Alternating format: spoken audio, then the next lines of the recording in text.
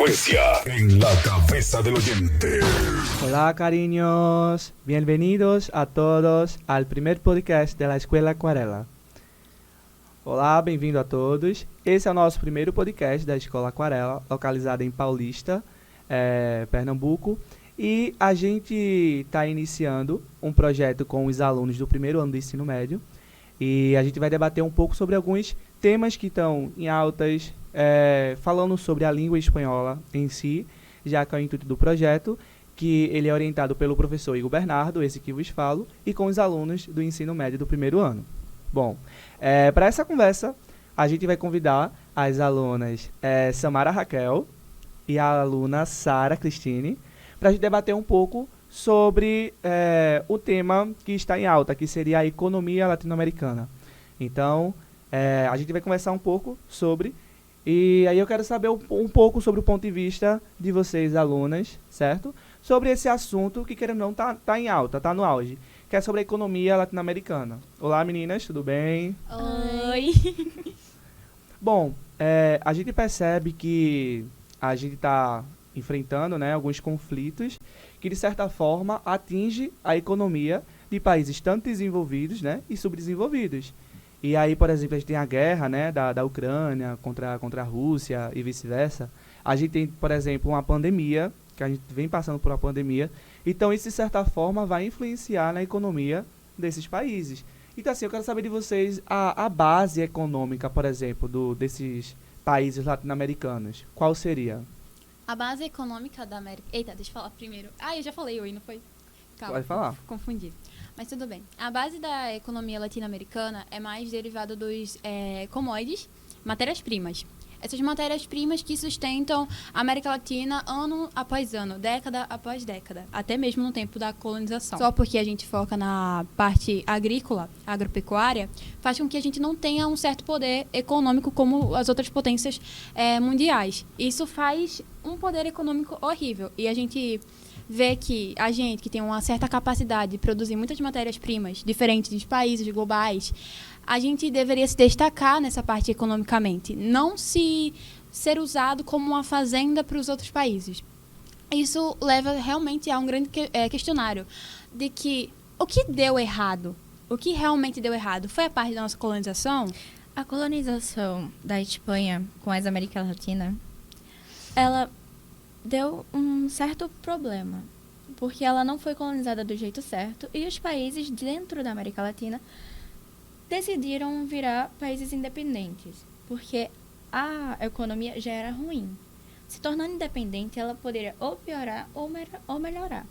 E certamente ela piorou, porque países pequenos não conseguem ser independentes.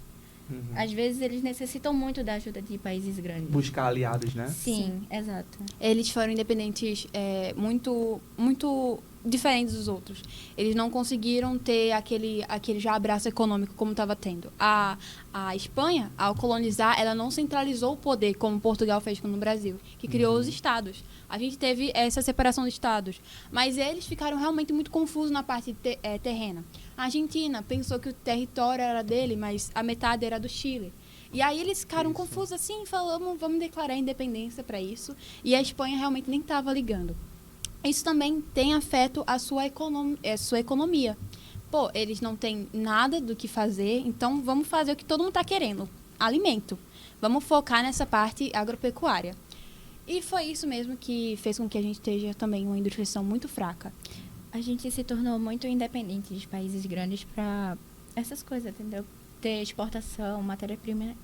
De comida, né? Como Sim. a soja, por exemplo. A gente se tornou muito independente, um país muito independente sobre isso, porque antigamente a gente não tinha muita força, era um país pequeno, Sim, sim. como eu falei. Algo que Samara falou, que é interessante, ela citou a Argentina. E a Argentina é um país hispanohablante que fala o Sim. espanhol, que é uma língua que a gente trabalha e estuda Sim. aqui na escola, em sala de aula. Mas a gente percebe que a Argentina, por mais que tenha uma rica cultura, a gente percebe que tem uma culinária diferente, os seus costumes diferentes, povos diferentes, né? Mas a sua economia, ela é fragilizada. Sim. E não é de agora, né? Não é do século XXI. Não. Isso vem desde 5 séculos atrás. Esse erro vem acontecendo frequentemente. E entra presidente, sai presidente, e ninguém consegue, por exemplo, suportar ou controlar ou saber uma resposta do porquê essa economia é tão fragilizada. E aí eu pergunto a vocês se vocês têm mais ou menos uma ideia do porquê a economia ela ser tão fragilizada, por exemplo, na Argentina. Um artigo falando sobre o continente, a região, a América Latina, ser a região mais desigual do mundo. Com a economia mais desigual de todas. Ele é o país mais... Continente. O continente de mais baixa economia, dentre os outros.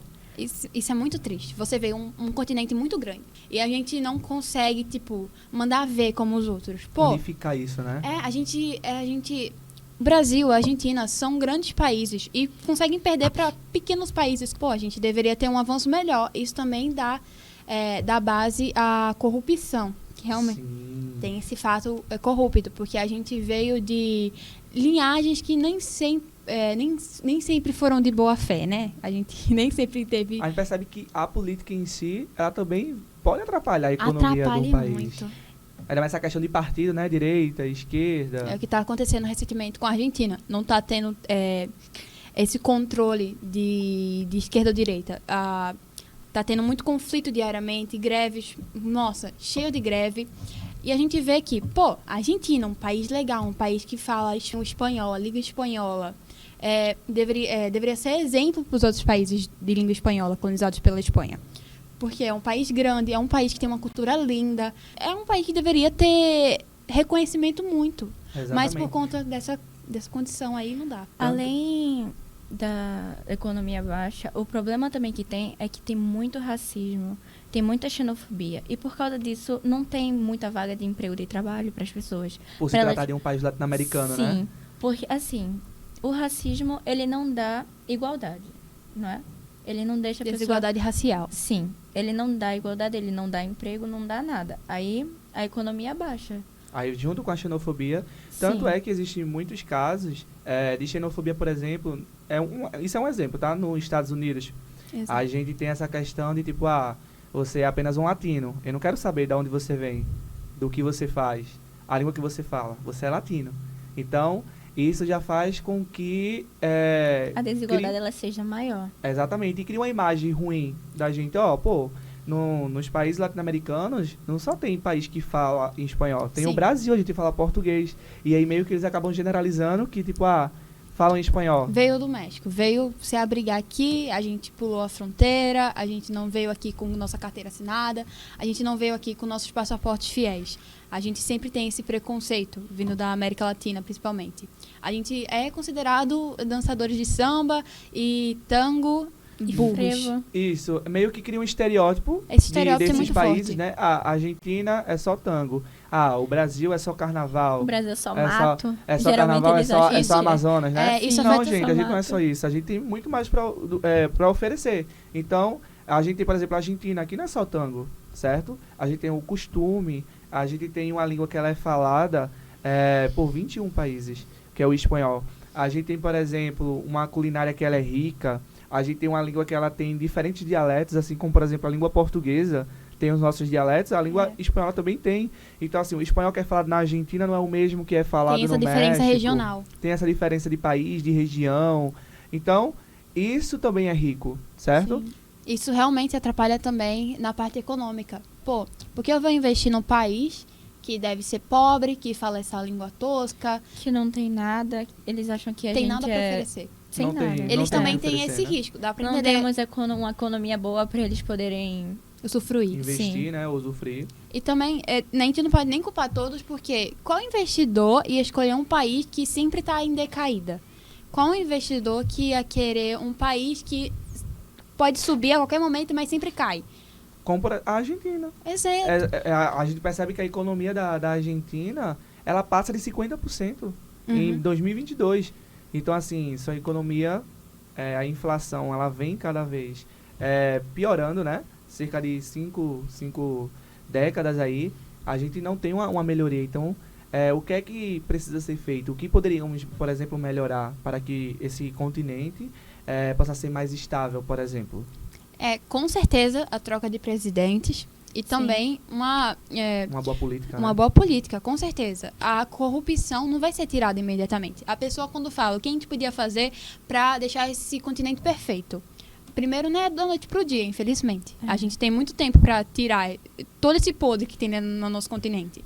O nosso continente nem é sempre feliz, como a gente vê nos filmes, ou horrível, como a gente também vê nos filmes.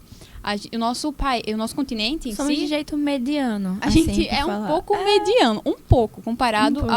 à África. A gente, com certeza, é um pouco mediano.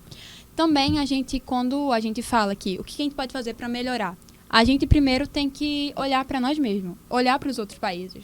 Pô, qual a diferença daquele país para o meu? Será que são as pessoas que estão nele? Será que é o jeito deles pensarem? Será que é o jeito deles agirem e organizarem as coisas? Nem sempre o implemento que tem nos Estados Unidos vai funcionar no Brasil. Porque a gente já tem uma cultura diferente, a gente já está com uma estruturação diferente, a gente já está historicamente assim. Assim como vai ser o mesmo pra Argentina, pro Exato. Chile, pro México. Sim. Principalmente pro Chile, que ditadura, né? Exatamente. A Venezuela, como a gente pode ver, olhares horríveis para ela, porque realmente está numa situação horrível. Essa ditadura horrível que ela também afeta totalmente. Pô, ela tem a maior extração de petróleo do mundo, deveria estar se ligada já e poder aproveitar. Porém, por conta das pessoas, dos políticos, que não tá dando certo. A gente vê que, pô, a Venezuela tá assim por vários anos. Imagina como vai estar a situação da Rússia e da Ucrânia por vários anos. A situação da Depois Rússia... dessa guerra, ela vai piorar, vai decair tudo. E a gente percebe que quando a gente entra em um fator, na verdade não é só aquele É. fator, existem muitos outros fatores Sim. que vai contribuir para que aquele país ele se torne, por exemplo, a pior economia do mundo. Como você citou, Venezuela, o Chile, a Argentina. Então, não é só a politicagem, mas também tem as pessoas. Não é só a pessoa, mas tem um contexto histórico. Então, são vários fatores que vai contribuir, né, para que aquilo ali melhore ou piore, né? Com certeza. E nessa parte de Rússia e Ucrânia, meu Deus do céu, já estava horrível, ficou pior. É a parte Por quê? Deixa eu ver se eu consigo entender, fazer com que vocês entendam. Aqui na América Latina, a gente produz muita matéria-prima, muito commodity. Isso faz com que, exemplo, a gente produz muito alimento, mas a gente não consegue fazer esse alimento se tornar industrializado. Por quê? Porque a gente não consegue se transformar ele em industrializado por conta da nossa colonização, por conta do nosso histórico ruim. A gente tem que mandar, a gente tem que importar Para os isso Estados Unidos, para esses lugares. para essas grandes potências, países enormes como China, Rússia, Estados Unidos, Austrália, para que eles consigam industrializar e mandar de volta para a gente, o que sai o dobro do caro. E é o que acontece, por exemplo, com a Argentina, não foi o que você citou? Sim. Ou seja, a Argentina, por exemplo, é dependente de países o quê? Estrangeiros grandes. Como, por exemplo, grandes. Estados Unidos. Então, aquilo que você falou anteriormente, então, uma pequena crise, isso vai afetar quem? Não é muito os Estados Unidos, mas vai afetar de certa forma assim, mas vai afetar mais mesmo O aquele próprio país que é país. totalmente dependente dele, como a Argentina. A Argentina não consegue ter uma industrialização própria. Ela não consegue centralizar as coisas direito. Ela pode até ser um pouco focada legal na parte do estudo, né? Porque muitos brasileiros saem do Brasil para poder estudar na Argentina, também por causa da língua, né? Que é muito Uma falada. língua rica, né? O É. espanhol. E o que agrega bastante a América Latina também é por conta da língua. Pô, eles falam espanhol e imagina se a gente não falasse uma língua legal, uma língua que as pessoas gostem. A gente ia ser esquecido ao dobro.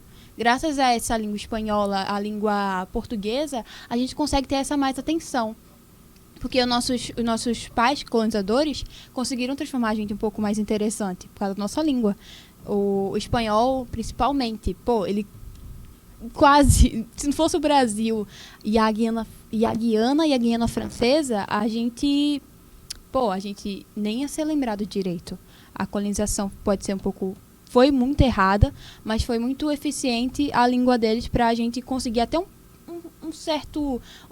uma certa melhora econômica. A gente vende muito a língua espanhola. Certo. Meninas, eu agradeço a participação de vocês no nosso primeiro episódio do Podcito. Chegamos ao fim desse primeiro episódio. Agradecemos a vocês que nos ouviram e até a próxima. Hasta luego. Achei lá, ego! Adiós. Quiero tenerte y no te voy a negar.